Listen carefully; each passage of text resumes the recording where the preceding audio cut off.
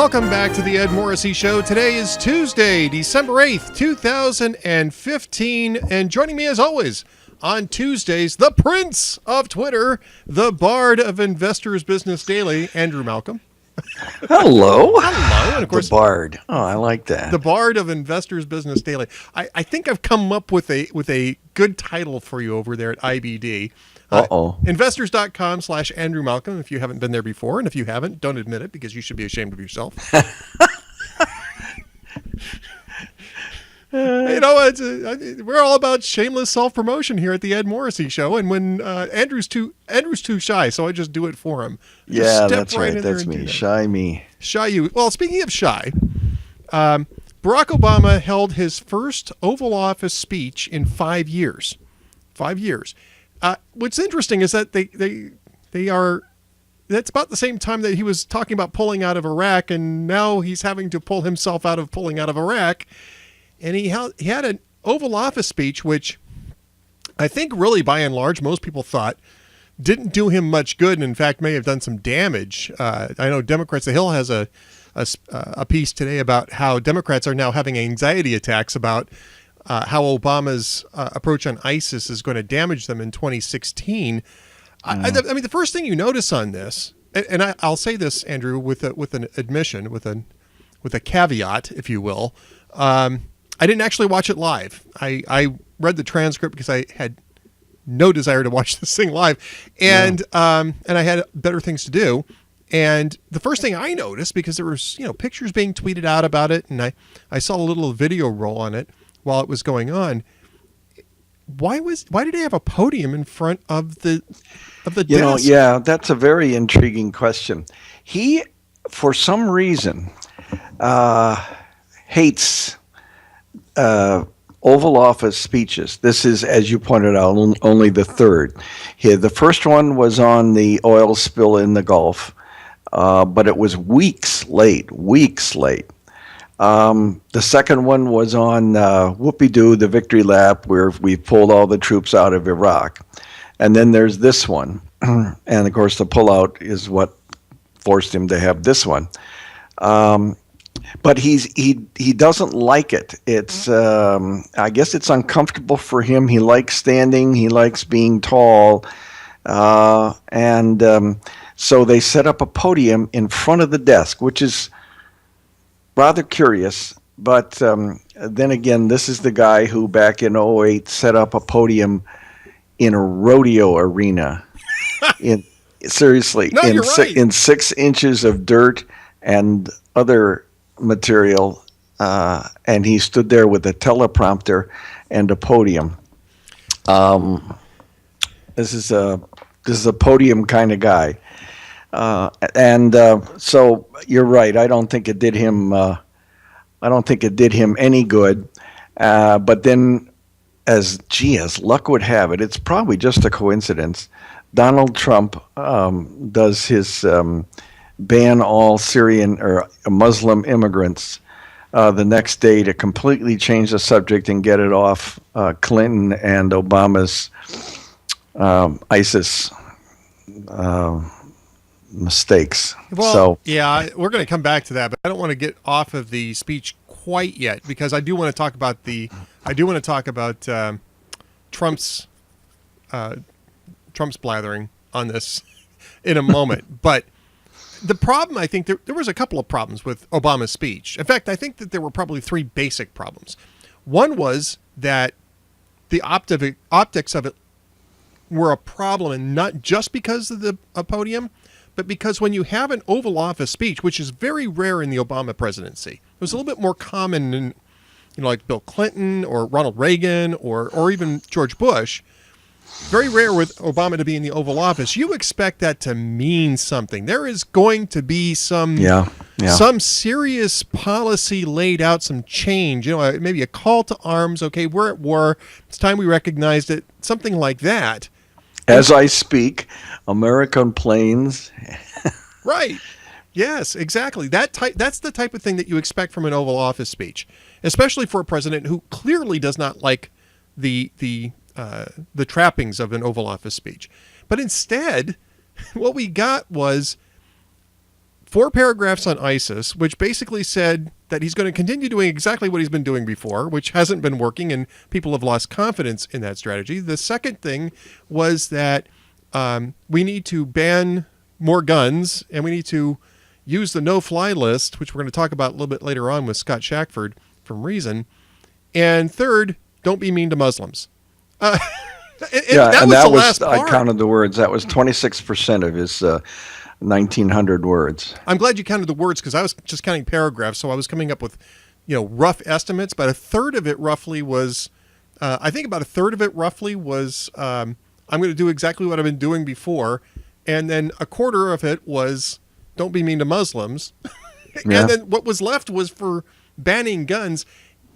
And banning people on the no-fly list, which is a complete non sequitur, because none of the terrorist attacks which Obama cited, including 2 that he had to admit were terrorist attacks before, none of those people were on the no-fly list. None of them were.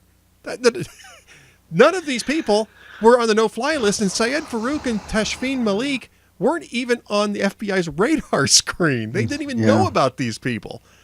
I mean...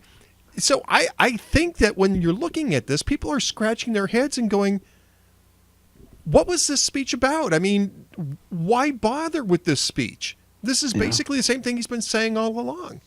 Well, it's about the narrative, with him. I don't think he wanted to give this speech. I think his staff made him give this speech because he had to.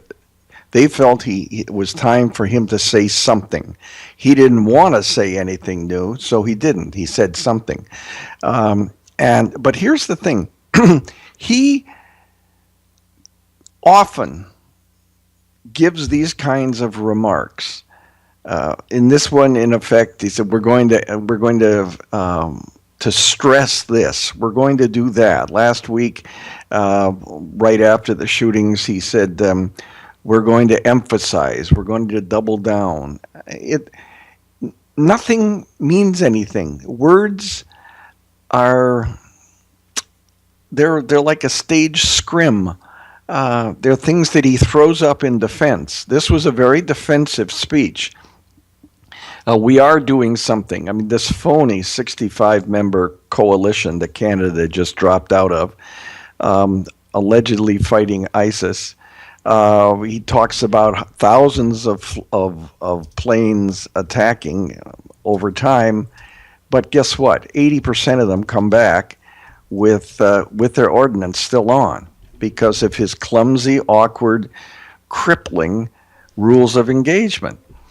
So he wants to look like he's doing something, and the way he feels he does something is talk. But he's not really doing anything. I did a column for Monday morning at investors.com, and the headline said, terrorism isn't scaring Americans, Obama is. And he is. He's scaring Americans by his disconnection, by his delusion. He sees things as he wants to see them. ISIS is contained. Well, no, they're not. Paris, 130 deaths. That was a setback? Really? Right. We don't know. Remember last week, we don't know whether this is terrorism. Okay, look. Was there a sentient American who didn't know that was terrorism when it happened, when the police radio had the guy's name that they were looking for? Come on. Well, the fact that there were 2 people involved. Actually, initially they said 3, but 2 people were involved, and there were pipe bombs left behind at the scene. I mean, right. Yeah. I mean, this is obviously not just your average, I got angry at work and decided to lash out at my colleagues. 1,400 rounds in the car. Yeah. Which was rented. And it took them allegedly 8 hours to tell, or 8 or 10 hours to tell us who they were. Okay, look, they had 2 bodies after the shootout. They had a car that was, or an SUV that was rented with California plates, rented to somebody, one of the dead people. They had an address in Redlands and no name. As one guy on Twitter tweeted, is Rahm Emanuel in charge of this operation? It's Inspector Clouseau. And you can go out, as I understand, police I understand police being careful. I can't understand political leaders who want the support of people going out and saying, look, I can't understand them not doing this.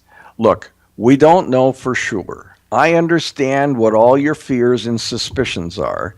And by golly, we're going to tell you everything we know as soon as we know it, because this is serious stuff. But no, he says, don't jump to conclusion. Now, you know, the guy spent his formative childhood years living in the capital of the world's most populous Muslim country, which has very roughly handled its Muslim extremists, by the way. Right.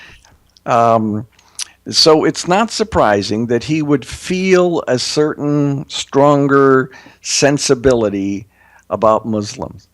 But he was twice elected by people to be commander-in-chief with his top responsibility of protecting Americans. And Americans are clearly scared boopless right now. And he needs to address that. And because he doesn't, people start suspecting him and suspecting his motives when he comes up for so many excuses. One of the main purposes of this speech, he said, the threat from terrorism is real. No, this is Sherlock Holmes. Captain Obvious. Yeah, imagine Franklin Roosevelt informing the nation that Japan's Pearl Harbor bombing 74 years ago yesterday morning was an attack. Yeah, you think? And waiting 4 days to do so. And then, the guy is just not on the same planet. And then saying that the solution to this is to ban guns and don't be mean to Japanese Americans, by the way. That's right. Which, by the way, FDR was, but that's a whole other topic. But yeah. Another Democrat. When you think about it, Jim Crow, the Japanese camps, we did have German camps. Yeah. Yeah, I mean, it's just a cluster boop, and it's scaring the bejesus out of people. I love the fact that you are self bleeping your Well, I don't want to create more work for you. Well, you know that actually qualifies you to be on Fox News. You know that they they suspended Ralph Peters and Stacey Dash for not being terribly disciplined about the way they spoke on air. Well, look, let's just go through a small list, okay? The Benghazi attacks, they were because of a video. ISIS is the JV. ISIS is contained. The Paris attacks were setbacks. The ISIS fight is going well. Al-Qaeda is on the run. Pentagon investigators are now investigating, cooking the intelligence books. There's not a scintilla of corruption in the IRS screwing over conservative opponents of the president. ISIS does bad things, but don't forget the Crusaders did too in 1096.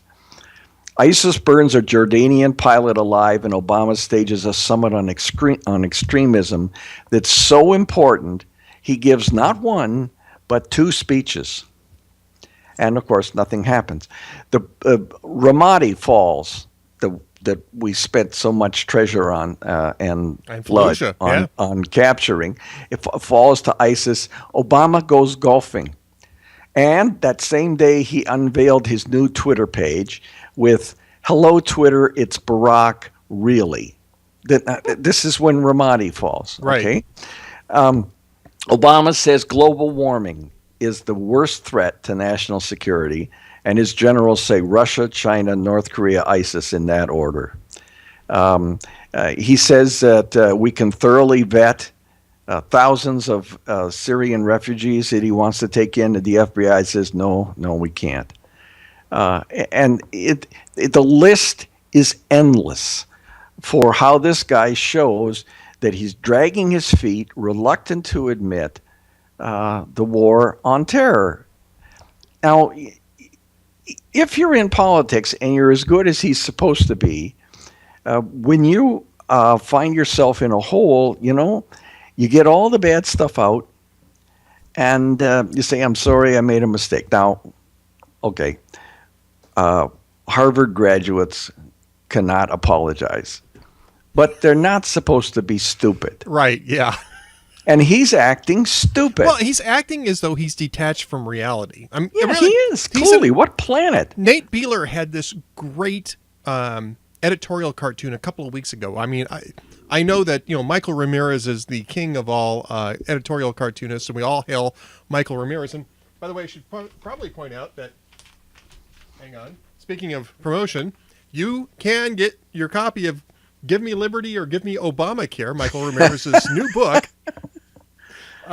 Which, by the way, is awesome. I mean, I've been following Michael Ramirez, so I've seen a lot of these. Some of these I missed, but yeah, you can get that. But Nate Beeler, another excellent editorial cartoonist. You see how I slide those plugs in there? Yes, I'm kind of hoping. Slide. Yeah, I wonder.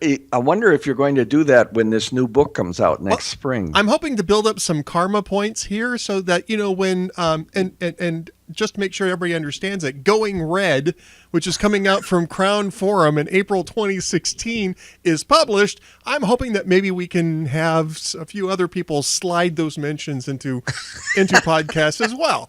I'm just saying, it's a pay it forward sort of thing, I think. But at any rate, it looks, hey folks, it looks like many states are going red this cycle, which, by the way, is the title of a new book. Yeah. Yeah, exactly. So there you go.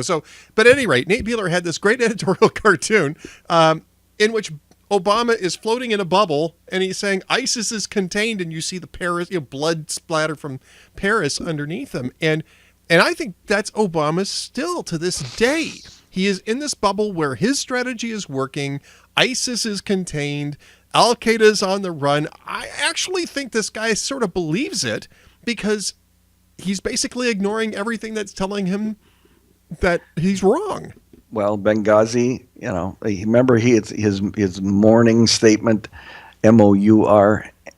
Actually, I guess it was in the morning too. His morning statement about the Benghazi murders and how there would be such swift justice, which we haven't seen yet.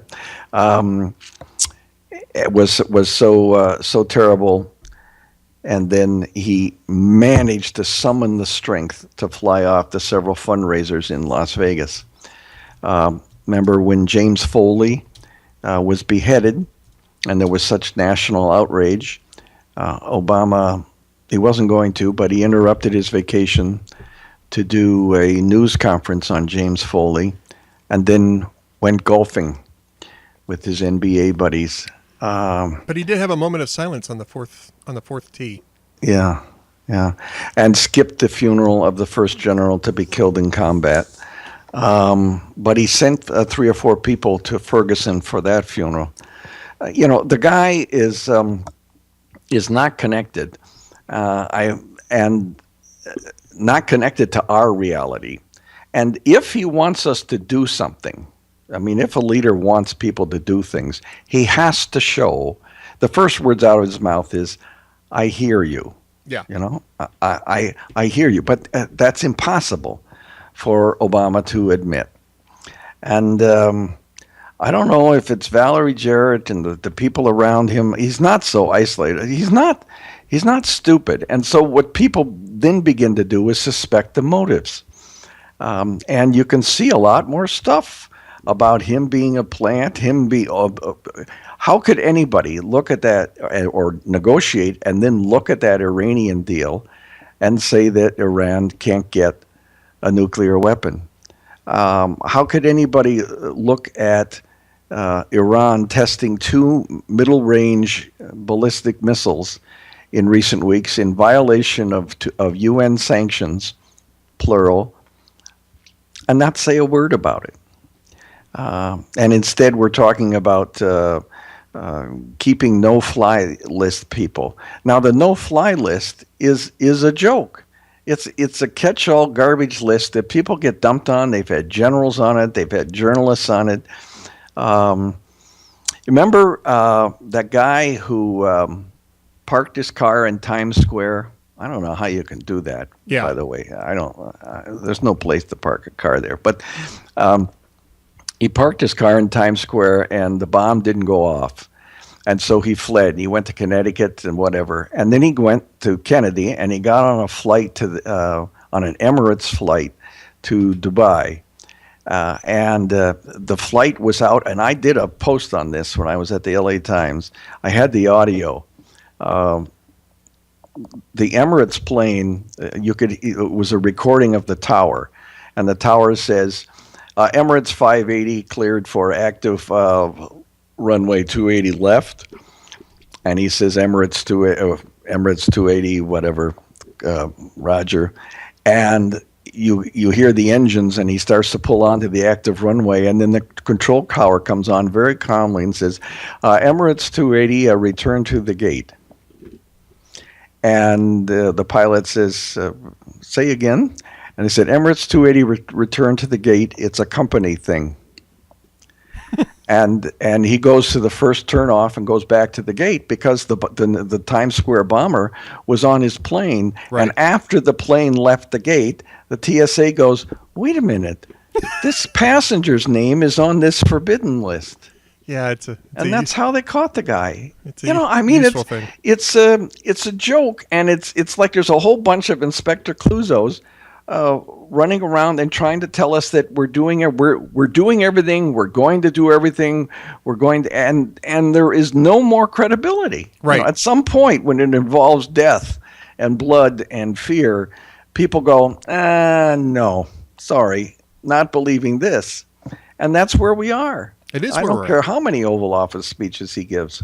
It is where we're at. All right. So you wanted to talk about Donald Trump's proposal that we should ban Muslims from coming into the United States, including, at least briefly, Muslim American citizens who were returning from traveling overseas, although later they kind of backed off that one. Now, I was actually on the air yesterday. I was on Relevant Radio guest hosting when that came up. Oh. And I was kind of dumbfounded. I'm thinking, I wasn't one of the people who immediately said it's unconstitutional to do that, because actually there's a great deal of latitude in terms of immigration policy, and the constitutional safeguards on, for instance, 14th Amendment safeguards don't really apply to it because the U.S. has basically full plenary authority to decide who is going to get in and who is not going to get in, and the 14th Amendment doesn't apply to it because it's not a constitutionally, the Constitution doesn't necessarily apply to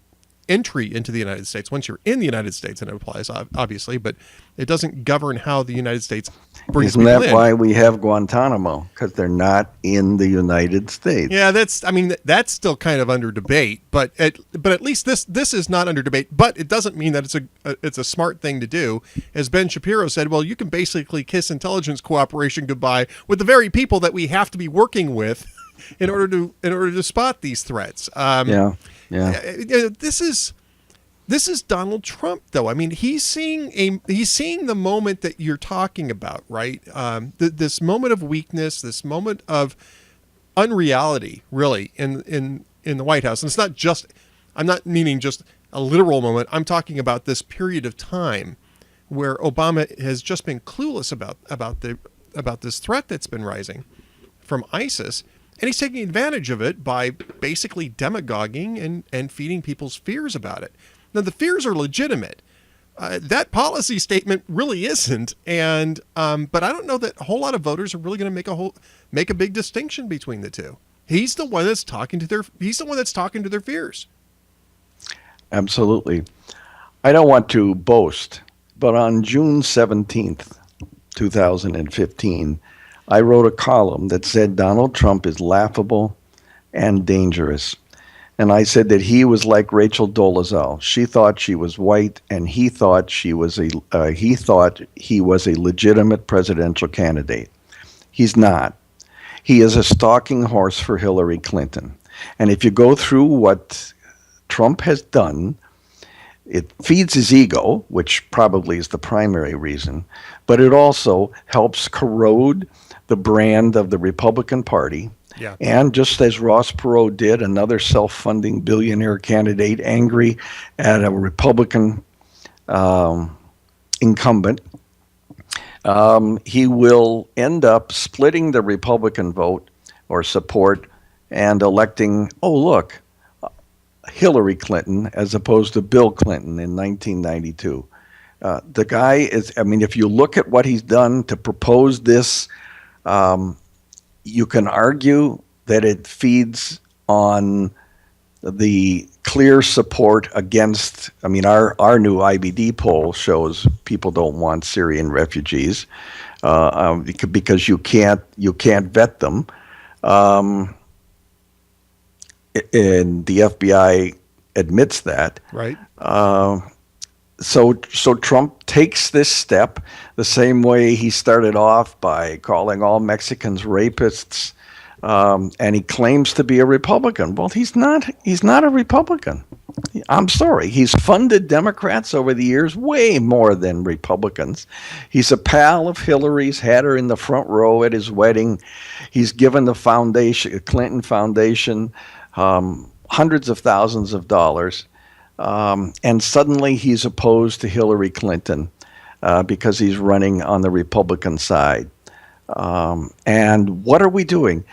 All the oxygen that Republican candidates, legitimate ones, could have been expending on discussing real issues and making their own cases is now being devoted to, well, what do you think about Donald Trump's idea? Right.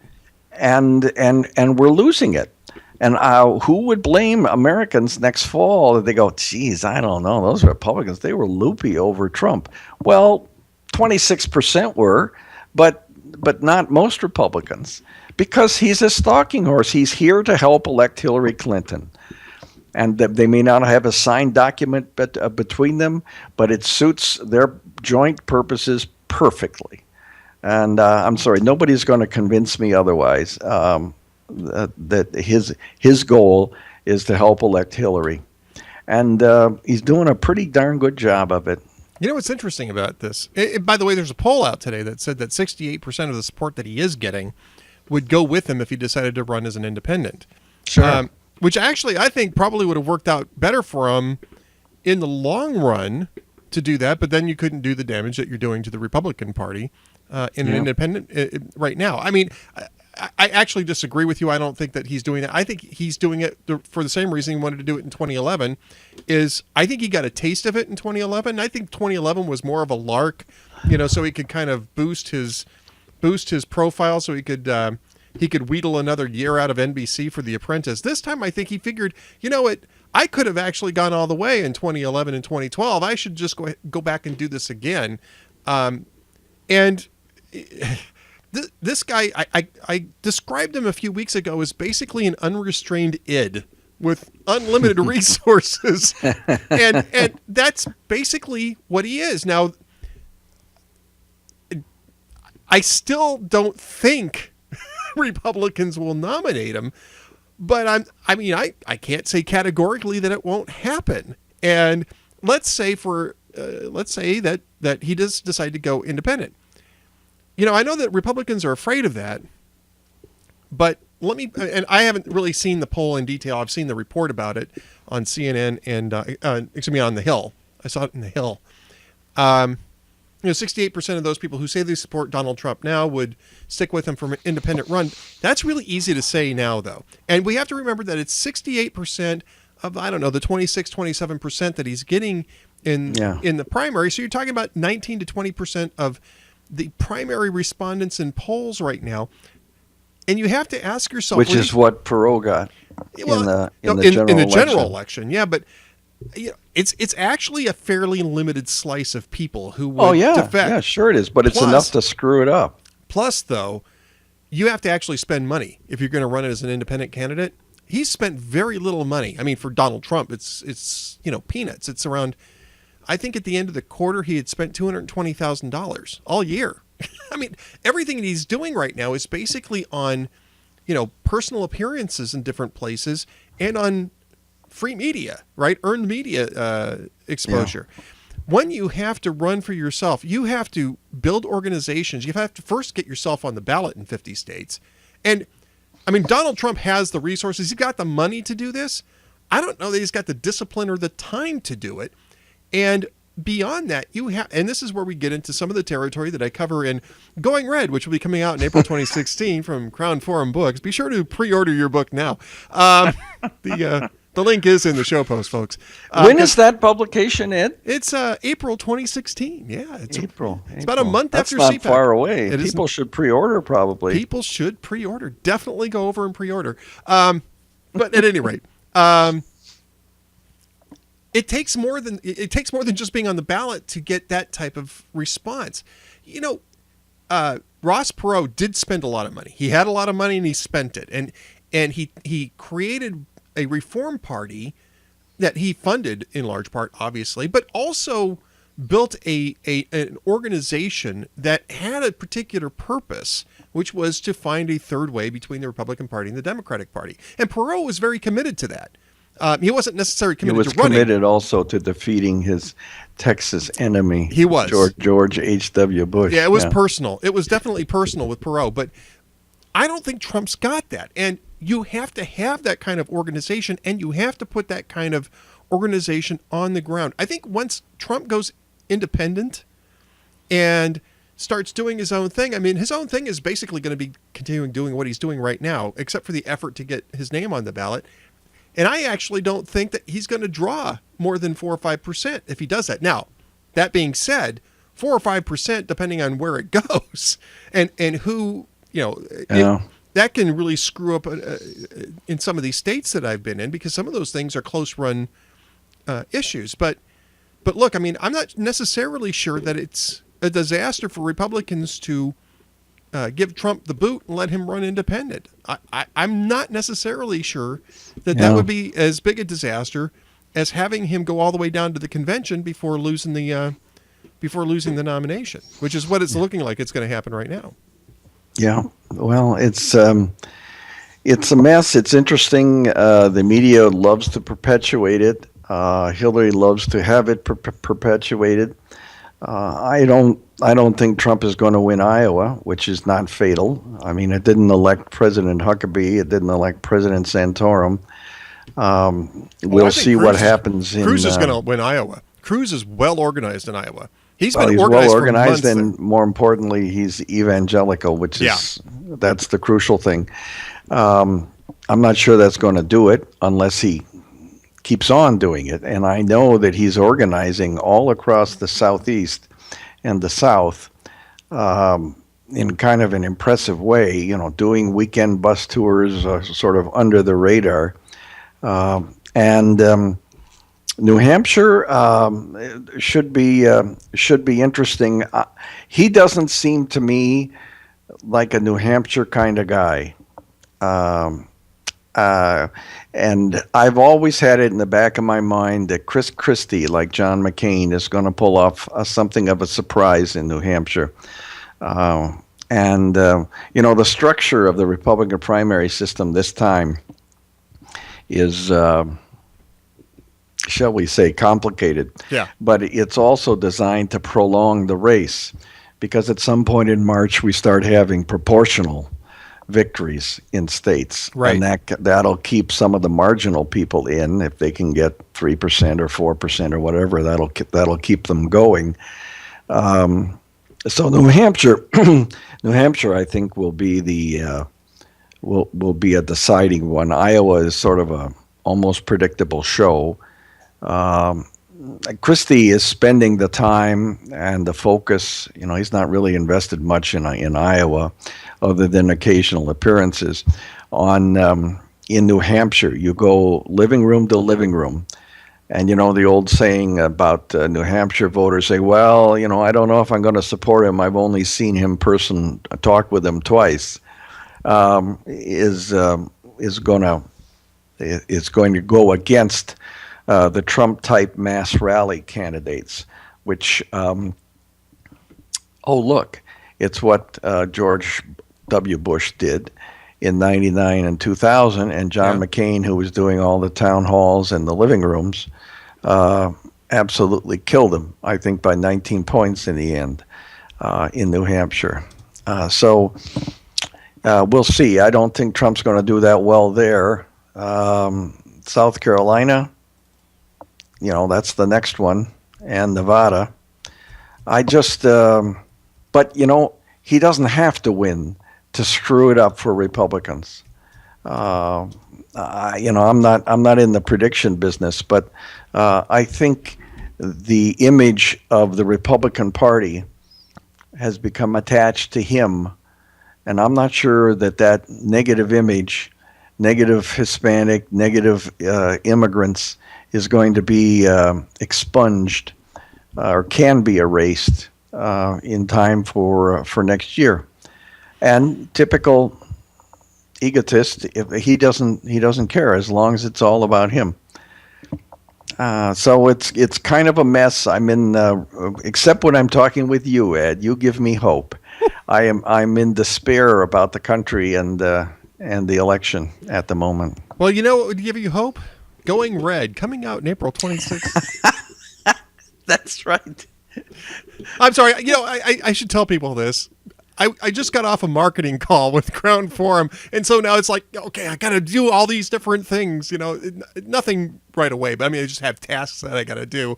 So all this stuff is sort of like in the back of my mind while I'm doing this show. And so I know Andrew's got a great sense of humor. I promise you I won't be doing that with other guests, but that's because Andrew and I are great friends, and he knows how to play off this stuff. So. And you were going to surprise me with a question.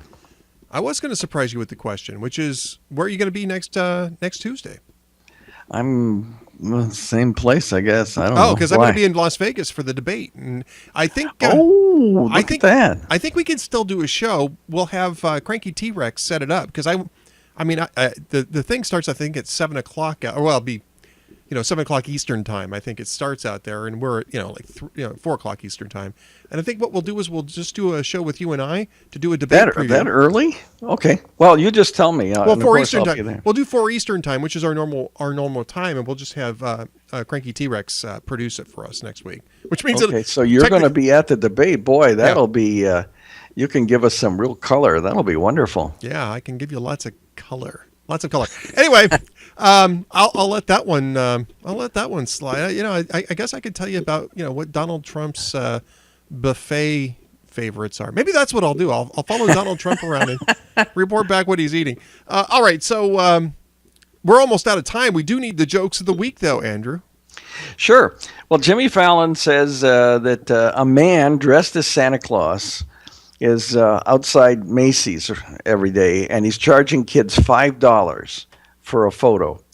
And asked why he's doing it, Trump said these children are terrible negotiators. Okay. And Conan O'Brien said that, Trump came under some fire for mocking a reporter with disabilities during a news conference a while back. And Trump said, don't worry, I'll soon do something far worse, and this will be all forgotten. And he was right. And he was right. And he was right, yeah. And finally, Conan said that Kim Kardashian, she had another kid over the weekend, but she waited until Monday to reveal her new baby's name. And reporters asked her why the delay, and she said, well, we're very private people. What was the baby's name anyway? Yeah. What was the baby's name? I didn't even realize that there was a baby going. The baby's name, well, remember the first one was North. Yeah. And this one is Saint. Yeah. Nothing like having to live up to a name, right? Yeah. Okay. One other one, we'll slip it in here. Jimmy Fallon said that Kobe O'Brien has announced that he's quitting professional basketball. Yeah. Which means he's signing with the Philadelphia 76ers. Ah, there you go. All things are explained. All right, Andrew. Well, we will talk to you next week as a debate preview. We'll do a TEMS show while I'm on the road, and we'll talk. Okay. We'll talk then. But until then, tell everyone at Investors Business Daily that we say hi. Investors.com/Andrew Malcolm. And don't forget to follow Andrew on Twitter. If you're not already following Andrew, hang your head in shame. He is the prince of Twitter. Andrew Malcolm, thanks for being with me today, sir. You bet, Ed. Travel safe. Thank you, sir. Talk to you soon. Bye, everybody. All right. Well, we're going to say goodbye to Andrew here for just a moment, and we're going to go ahead and call Scott Shackford, from Reason Magazine. We're going to talk to him as soon as I type the number in. We're going to talk to him about the no-fly list. Now, this is a new feature of Democratic policy. Democrats want to bar gun sales by people whose name appear on the no-fly list, which sounds good until you realize what the no-fly list actually is, and how people get on and off of it. Marina Dental Group, how can I help you? Yes, may I speak with Scott Shackford, please? You have a wrong number, sir. Oh, I'm sorry. Did I dial 310-740-8592? No, Okay, thank you. no problem.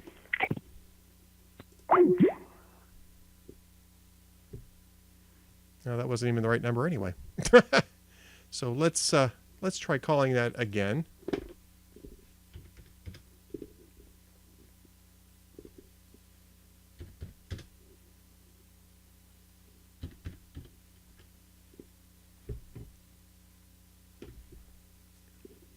Yeah, I got not only did I dial it wrong, I actually got the number wrong.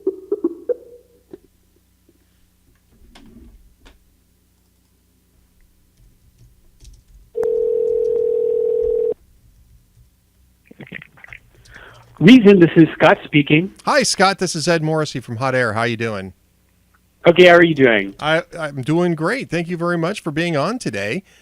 Great article that you had in Reason on the no-fly list. I think you and I are probably in agreement on the latest proposal from Democrats as to how to secure the country, which is to bar sales to people whose names appear on the no-fly list. Barack Obama says that this is it's national security after all. It's a national security issue after all, and that there's no reason to allow suspected terrorists to buy semi-automatic weapons. Right. Yeah, it sounds great. How can you guys at Reason possibly oppose this policy, Scott? I just don't understand. You guys are not being reasonable. Well, where should I begin? To start with the no-fly list, and I'm going to expand out further than that because it turns out it's probably actually much bigger than that. There is no due process to the no-fly list. So, for example, it's all in control of the executive branch of the government. It's all in control of Homeland Security and the Department of Justice. If they suspect someone is maybe involved with terrorism, they can put them on the list. But they don't have to tell us about it. They don't even have to tell the people, who are on the list about it. You only find out about it when you try to fly. Furthermore, there is no real formal process where you can get information about your inclusion on the list and really fight back or appeal. Well, there is an appeal process, but you're appealing to the people who put you on the list.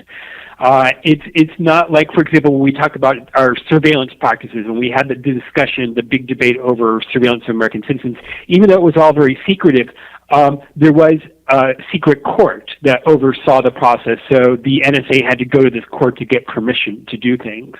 Whether or not that actually worked is another debate, but the court was there. That isn't even the case with this. There's no court. There's no one for you to turn to other than to beg to be off the list. And it used to be they wouldn't even confirm that you were on the list in the first place. You're essentially just sending them information about yourself and hoping to prove that you are not a terrorist so you can fly. The American Civil Liberties Union took objection to the lack of due process, and they're representing a group of people, and there have been some other additional lawsuits. They've sued to essentially create due process. They're not even suing to get off the list. They're suing for the right to fight their way off the list, essentially. And so far, they're winning. A judge ruled recently that last year, actually, that the Department of Justice and Department of Homeland Security had to create a better system of due process so that people can fight to get off the list. Well, I mean, this is the type of thing that actually had liberals up in arms when it was first expanded. Now, the no-fly list actually did exist before 9/11. Had, I think, if I remember correctly, about 15 people on it, maybe a little less than that. And but after that, obviously there was a lot of use put into that. They expanded it greatly. They added tons of names. We have a no-fly list. And we also have the broader terrorist suspected terrorist list, which is much larger. I think we're talking about 1.1 million names, but most of those live abroad. That's what. Well, it's tough to say. I mean, it depends on who you're willing to believe, because of course we don't have access to the list. It's all very secretive, and it's only as a result of lawsuits and fighting against this that we even have a sense as to how many people are on it. We know what was leaked last year was around 700,000. It's had as many as 1.5 million names. So it changes. People get put on there. People are taken off through this process. So it's not like the process doesn't happen, that the government doesn't take people off the list. It's just that it's not a very open process. We really have no way of forcing the matter. It's all due to government discretion. And a number that PolitiFact was told was 10,000 Americans, but we have no way of knowing whether or not that's actually true. I've heard 20,000 as well, but at any rate, there's a number of people on there. There is no due process. There's no transparency as to how these people end up on it. They aren't notified when they end up on it until they go to try to travel, and they are denied access to airplanes. Now, it's one thing to say. I mean, you can argue. I know Reason probably wouldn't accept this argument, but you can at least argue that you don't have a constitutional right to board an airplane, and that there might be more leeway in that. But there is a constitutional right to bear arms in the United States. It's a constitutional right. It's actually an explicitly enumerated right, and the only way that the government should be able to prevent you from exercising a explicitly enumerated right in the Constitution would be to have some sort of due process in which there is an adjudication that shows that you are either a felon who can't be trusted to do that, or some other status that would, for instance, mental instability, that sort of thing, that precludes you from being able to do that. Barring that, there should be no impediments to an American citizen or an American legal resident from being able to buy firearms. Right. Yeah. And there is, because it's this, and they're still being sued by the American Civil Liberties Union because the due process that they've started to put into place is still very insufficient. And for that reason, earlier today, I actually read through the failed amendment that Senator Dianne Feinstein introduced, and it really just gives the Attorney General just permission to deny on the basis of any sort of belief that, any sort of suspicion. It's based on suspicion, not on due process, that someone is connected to terrorism, not just international terrorism, but domestic terrorism. Right. And it does create a possibility to fight the denial with the Attorney General's office. So if the Attorney General says, no, we think you're connected to terrorists, we're not going to let you buy a gun, you are able to fight it. But because this involves national security, the Attorney General has permission to withhold information as to why they're denying you. So you won't have enough information. You might not have enough information to fight back.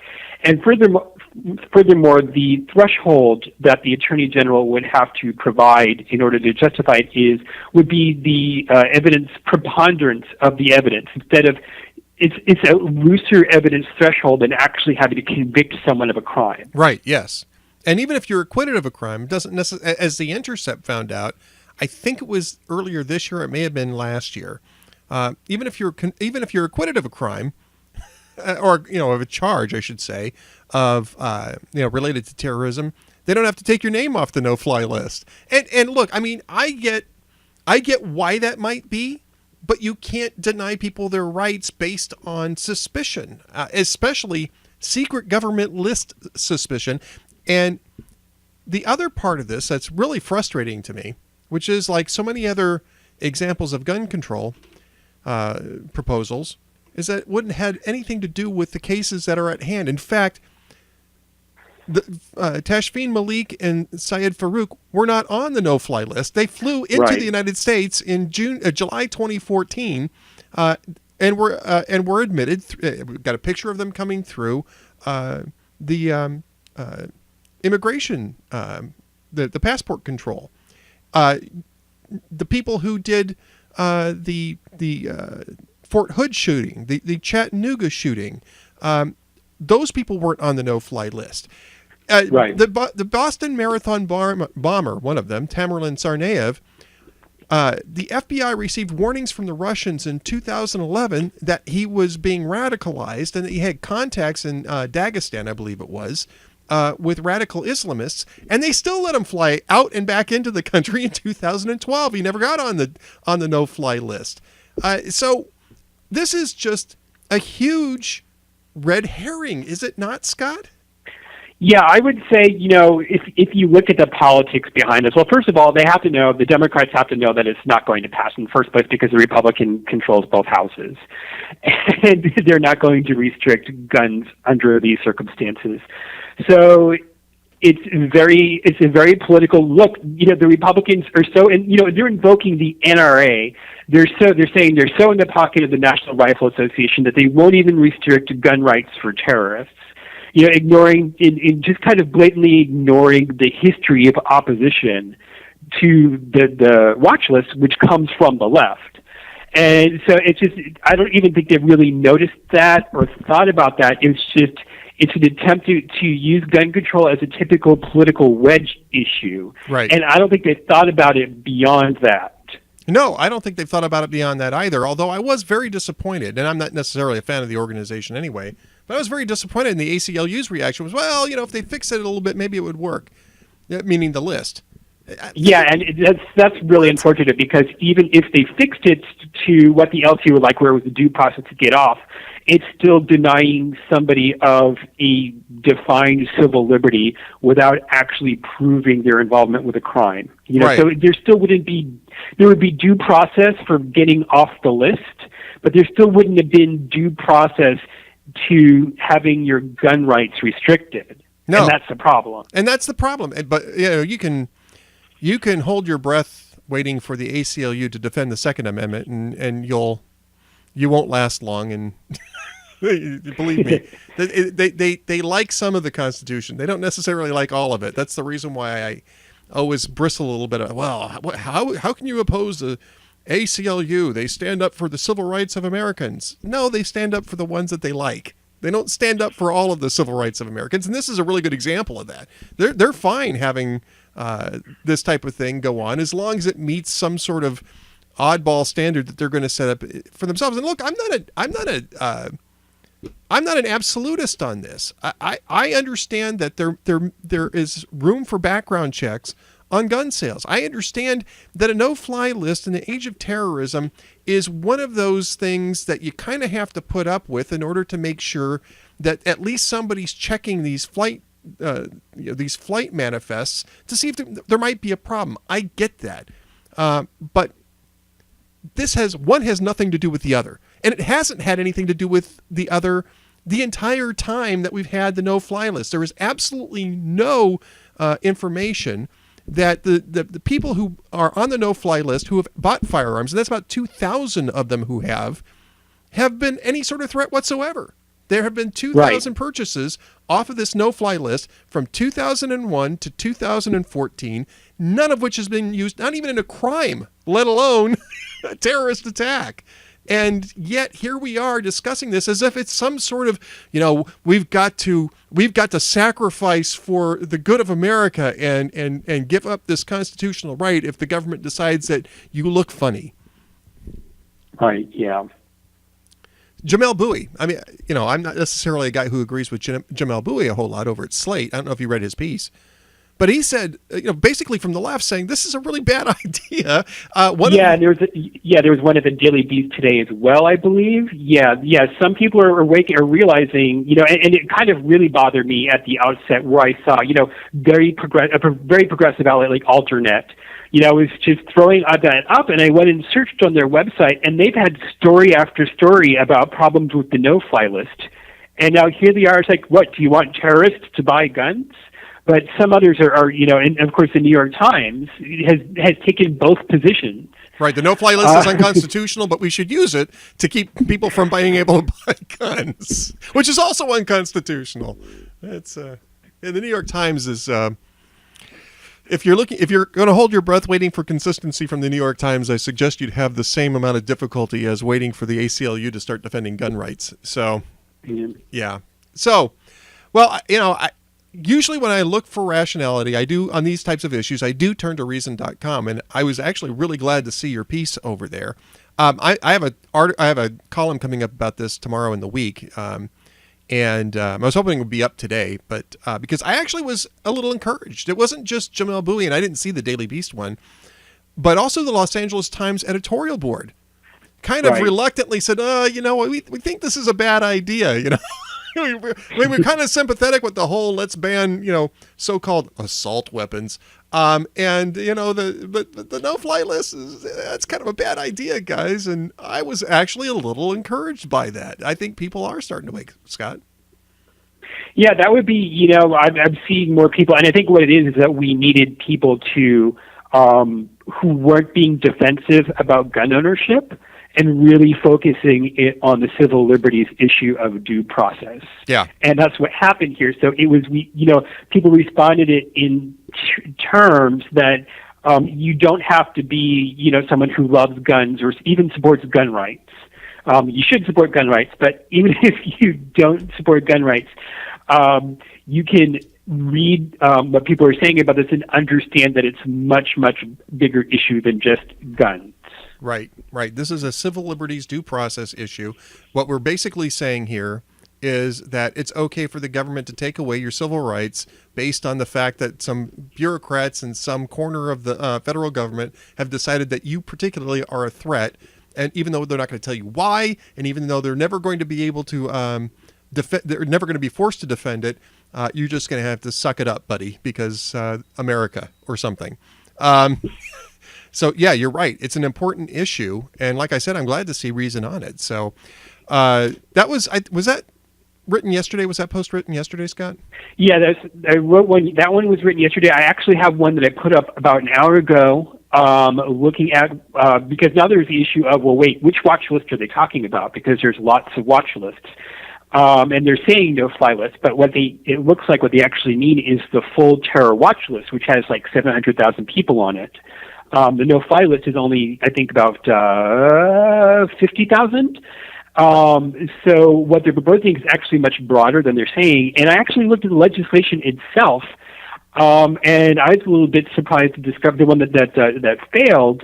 And it doesn't actually require that anyone be on the watch list or in a government database for the Attorney General to decide that they are a threat and can't purchase a gun. Now, a caveat I put in this is because I'm not someone who writes laws for a living, and whenever you read a federal regulation, it could be tough to parse. But I looked all the way through the thing, and there was no reference to consulting any sort of database or lists, whatever formal name they might use for them, in order to make that determination. Yep. Yeah, it's a good point too, Scott. Well, look, I mean, his original post on this, which was from yesterday, is the link to that is in the show post. You can just go to reason.com and find his follow-up on this, and I think it's important that you do.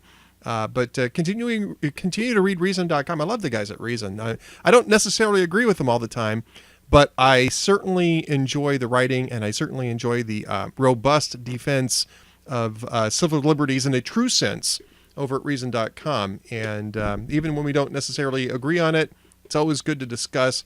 And in this case, I think we are foursquare in agreement on this, Scott. Yes, definitely.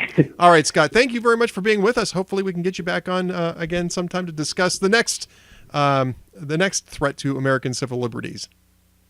Well, thanks for having me. All right, sir. Have a good afternoon. You too. All right, folks, we're going to go ahead and move on, I hope, to get our next guest on. So give me just a second to find him. I don't want to necessarily put the thing up here because I'm not sure I'm going to get him on the air because he has not responded yet. I Oh, and this thing wants to install. There we go. Let's see. Has not yet responded to. Let's see. Well, we'll try to get him on the air anyway, but he's not yet responded to my The contact. person whom you're trying to reach is currently unavailable. Please leave a message after. Well, okay. We're going to go ahead and talk for just a moment, and then we'll move along. I want to thank everybody for being in the chat room. I'm going to go ahead and give it a minute because I was just about a minute early on this. If it doesn't, no installations. Yeah, you don't want to upgrade. You do not want to upgrade Skype in the middle of your show. It's a bad idea. Super bad idea. So yes, the column I have coming out tomorrow actually kind of references. I think Cranky T-Rex will enjoy this because it actually has a movie reference. I bookend it with a movie reference, and I'm going to let you try to guess what the movie reference is. I'm not sure. I'm not sure that anybody's done it yet. I think I'm the first one to pull this movie reference when it comes to talking about the no-fly list. So I think Cranky T-Rex will approve. I really do. I think he'll approve. Don't call me. I'll hang up on you. Rick 2 wants to know what's the case for a badly run no-fly list. And my cousin Mike, of course, who is a pilot, says the TSA list is flawed. And clearly there have been several issues with the no-fly list that has been implemented by TSA. I mean, I think anything you do is going to necessarily have flaws because it's run by people. And even if the list itself didn't have flaws, the use of it would eventually have, errors and that sort of thing introduced into it. The question is it so flawed that it loses its value in trying to keep terror-related people off of airplanes? I don't know that answer, quite frankly. I would actually ask that to Mike and see what he thinks about that. And, he can be as non-specific about that as he'd like, just to get his reaction to it. But I understand why it's being done. But what it cannot be used for is to branch out from that. I mean, if you have somebody who you suspect is so dangerous that they can't exercise a constitutional right to defend themselves, then you should be arresting that person and trying them in court or kicking them out of the country if they're not an American citizen. And if you can't do that, then they don't belong on a list that you use for any other purpose except for the specifically intended purpose of that particular list, which is to keep them from using airplanes, from boarding airlines. All right, let's go ahead and give Colonel Kemp one more try. The person who. Okay, it does look like he's not going to be on today. I might try to get him back on, and just to remind people, the reason why we had him coming on was to talk about the Prager University. I'm just going to check my email real quick. The Prager University video that went up probably a couple hours ago now. Yeah, I guess it went up 3 hours ago. Is Israel the most moral? Is Israel's IDF? This was my error on the headline. Is Israel's IDF the most moral army in the world and in world history? And Colonel Richard Kemp, who was a British commander of forces in Afghanistan, British forces in Afghanistan, obviously, and was an observer to the war in Gaza, argues very strenuously that the IDF is the most moral army in the world. And I say that's a bold statement, kind of quoting Vincent Vega from Pulp Fiction in the Post, because I know Americans like to think that our military is actually the most moral army in world history. And I think the argument can be made because we have liberated nations without demanding pieces of their land. We stay only as long as we are welcome. The only land we claim, as Colin Powell once movingly said, was enough space to bury our dead. And actually, he may have been quoting somebody else from that, but I know Colin Powell made that statement, so I'll credit him at least here. That to me is a pretty good claim for being the most moral army or military in world history. But But I think that the IDF doesn't get credit for trying to operate within the parameters of war that Western nations have adopted, but most, if not all, of its enemies refuse to fight by. And I think the Gaza War was a really great example of that, as Colonel Kemp stated. But unfortunately, it doesn't look like he is available. And frankly, I'm not sure he understood that we were talking about this particular period in time, because I believe that Colonel Kemp is still in the UK, and it would be rather late out there, like about 11 o'clock at night, maybe a little later than that. I'm not sure how they do summertime there. Oh, I'm sorry, they're not in summertime, so 11 o'clock at night. So it's possible that we just had a misunderstanding about what time the call was going to come in. At any rate, we'll go ahead and wrap things up here. I want to thank the folks in the chat room.